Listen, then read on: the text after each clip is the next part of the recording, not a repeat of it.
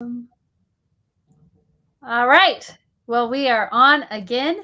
We have Serena Cofer, and we just want to tell Serena how grateful we are because she was with us when we were Had to in the cancel and and had to had cancel and had to cancel. and she's stuck around probably because she knows the importance of the mission that we're trying to accomplish here. So, Serena, thank you for being with us. And I'm going to have you say what you do, but you are going to be, you not only are you a vendor, but you're going to be doing one of our interactive classes, which some people are coming just for these interactive classes. And so it'll be kind of fun to be able to hear. I don't know what it's called because it's a different name. So I'm going to have you say what it is. And Then what explain is it. it? So the class itself is an awareness through movement class, and it's based on the work of Moshe Feldenkrais. So it's in the Feldenkrais method, and Moshe Feldenkrais was a physicist and neurologist, not a neurologist, but really into the biomechanics and physics and as he developed this work, he actually developed it for himself because of a knee injury. Is he European? That name sounds European. Is he from Europe somewhere? He is from Israel, so he was okay. Jewish. And so yeah, it's a Jewish name, Feldenkrais. And Okay. he looked at this, and the doctor told him he only had a 50% chance of walking if he had surgery. And yeah, lying in his bed, he took all that he knew about physics and the body and figured out how to walk again. And he would then go on to help other people learn how to move better, get out of pain, have better function, improve whatever they were doing, whether it be dance or something else. And people started asking, how are you doing that? And so he started helping other people learn how to do this. And then then he he just opened up created this system and created a way of bringing awareness of movement to then be able to decrease pain, increase mobility and flexibility. And as he did this, he began to talk about it as more than just movement. And it really is, because your mind body is connected. It's not a mind and a body, it's a mind body. And that every action that we take actually has 4 components. It has a thought, a sensation, a feeling or emotion, and a movement. Every action we take has all 4 of those. Even breathing, it's a movement, but there's also thoughts that come up with it. The blink of your eyes, every movement, every action we take has all 4 components. And so as we move, we affect our neurology. And as we think, we affect our neurology, and it all interconnects. And he found that utilizing movement to improve someone's life was much easier than trying to affect thought patterns or emotional patterns. It was a more concrete in to supporting somebody's overall improvement. So is it kind of like where you're doing like affirmation type stuff as you're moving? Is that what it is? Kind of, are you combining both of them, or? Sometimes there is some affirmation to it, but really it's a sense of when you're in an awareness through movement class, like the one I'll be doing on Saturday at 10 o'clock, next Saturday, it's really using slow movement and the power of awareness. So the teacher or the guide is asking questions to bring your attention and your awareness to the connections within your system. Like as you turn your head, what else is moving? Do your eyes move first, or does your head move first?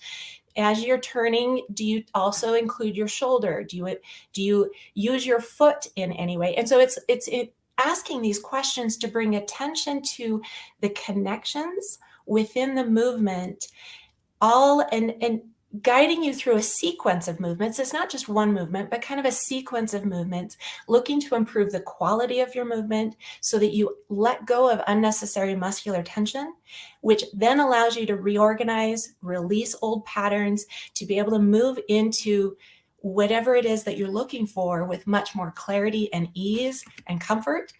And really just honing in on your ability to move better. And as you do that, so Viktor Frankl actually talked about that there's a moment between stimulus and response. And when we can find that pause, then we can choose.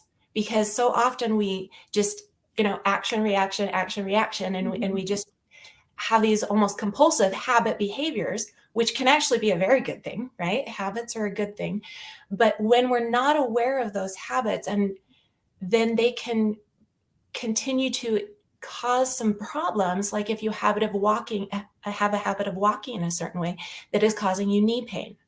If you don't know what it is that you're doing, then you can't change it. But when you slow that down and you start looking at all the different components and how they interact with each other, you can say, oh, as I'm walking, I'm also doing this, which then affects my knee, which is what is causing the pain. So basically you're trying to be aware of every single movement that you're doing during the exercise that you're doing. So yes. Is it go ahead. A lot of stuff that you're saying sounds very close to like a yoga, but it's not a yoga at all, right? Or is it kind of like a fairly similar? So some people do say it's similar to like a gentle yoga or a Tai Chi because it's really slow movement. But one of the key differences is yoga, you're trying to follow and do what an instructor is showing you. Okay, the instructor does, a tree pose. You're trying to do a tree pose. And here it's more of okay, as you put your foot there, where do you feel the pressure in your other foot? Do you feel it on the outside edge or the inside edge? And, what if do you inhale or exhale as you bring your foot up? And so the questions bring your awareness. And it's not like we want to go through life always being this micro minutia aware of every little. Can you imagine how long it would take to brush your teeth? Walk anywhere because every step it's like, okay, is this happening? Is this exactly? What am I doing here? Can you imagine brushing your teeth with that much awareness? It might be fun just one night to try that of how you pick up your toothbrush. How am I and do you bring it to the right side or the left side? What was that? How am I looking at the mirror at myself while I'm brushing? Exactly. So taking these moments to kind of step back from our normal, quick-paced, habit-patterned life and becoming aware of the pieces and the components within it then allows us to move through life in a different way. And as you do that on like a regular basis, if you were to come once a week or something like that, it affects your entire way of seeing the world. So even though it's about movement, it's really about life. Because I've noticed it changes when you become aware. Yeah. Like things just change, and that's how you change, and that's how you're able to improve on whatever you're doing. The very first step is becoming aware. Yes. Well, it's kind of funny because I'm a chiropractor, right? And so I'm when I'm out walking around, or if I'm at the mall, which I'm never at the mall, but wherever at a busy place, right? You see things, right? It's like, oh, that person has this, that person has that, that person has this. That's just because my eye, and that's why I say, oh, that person's not walking right. They got a knee issue, or they got they're walking on their heel funny, or their hips are off, or different things like that. It's just because that's what I do, right? But I point that out sometimes to my kids when they're with me, and they're like, "What are you talking about? That looks like totally fine." And then all of a sudden they look and they're like, "Oh yeah, I guess I can see that." But it's just like the standard thing to me because I just see it, right? Yeah. And it's really amazing because we are in these habit patterns that we've been in for a long time, and they've served us so well in so many regards. If somebody had surgery, they had compensatory, ways in which they dealt with the pain from that surgery. And some people are able to let go of that habit that they picked up to compensate, and other people hold on to it. Or whatever. Right. And some people don't. Yeah, right. Some people still have that little thing. It's like, why are you doing that? Your arm doesn't hurt anymore. So why every time you move are you doing that? It's like, I don't know. Just kind of that's what I had to do after, and now I'm still doing it. Yeah. And habit patterns actually throw us into kind of this compulsive way of doing things that can be very good. And yet when we pause and we look at that, we have another choice. Because if we only have one way of doing it, it's compulsion, right? If we have two ways of doing it, then we start being able to open that up. The minute we get a third way, we now have true choice. And so these awareness through movement lessons go in and explore, okay, well, what is your habit? Notice and become aware of that. And now let's look at what would be another option. Okay, now let's look at another way of doing that. What's another way? So that at any given time, you have choice.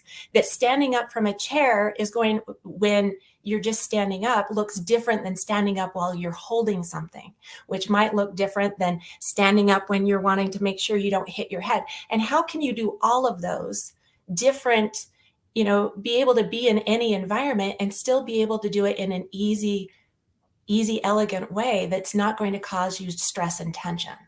And so do you have a class? I mean, you have classes. Do you have like a building that people come to? Is it a house? Do you have like a physical brick and mortar place that people come to your classes? So as of right now, I am looking for another standard location. I do have one class that I teach at the Optum Community Care Center in Sandy. And then I also have a Zoom class, one that I do via Zoom online. And in the future, the goal is to have another in-person class besides just the one at the Optum Care Center. Mm-hmm. And so that's where I'm teaching right now. And then I also do some hands-on work in my home for the other side of the method. So there's both the class setting that I'll be showcasing at the conference, and then I also have a hands-on practice. Awesome. Well, good. Well, we are so glad that you're going to be able to come and do one of our interactive classes. We've been waiting for this because you were going to do one of our interactive classes the last 2020. time. Yes. Yes. And it'll be kind of fun to be able to see what it is you can do. Now, you have a code for you and your followers. So everybody that, please like and share this video, share it with everyone that you know, and that, you don't even know if this is something that they'll want to come to, but they won't know unless we share it with them. So Serena, you want to share what your code is? It's Serena 30, really simple, SERENA 30. So please like, share, and come join us. And I'm so excited to be teaching. Like you said, Liz, it's been 2 years now that we've been waiting to put this together. And I appreciate you going forward with this despite all the setbacks and challenges we've had. So thank you. Yeah, but it'll be a fun class. People can come, and with this ticket, you get to be able to do her class. And not a lot of people are able to go to all of these classes all the time. I'm assuming your class them. would probably be about a similar cost of just the ticket. Yeah. See, and so you can do that. You can go to the class. Now you can listen to the speakers. You've got 100 vendors that go to. And this just gives you another idea of how different all of our speakers and vendors are and how many options there are at the conference. So please get your ticket, come. But more importantly, come with wanting to learn, so that because every one of us has things that we can work on that we can be benefited with. And the difference is, or not the difference, but the other thing is you probably have family and friends as well. So please share it so that they can come as well and learn how to get healthy and stay healthy. And come take Serena's class. So it will be a fun adventure. So something Thank you so much. Learn something new. So thank you, Serena, and we'll see you next week. Yes, looking forward to it. All right. Talk to you later. Okay. Bye.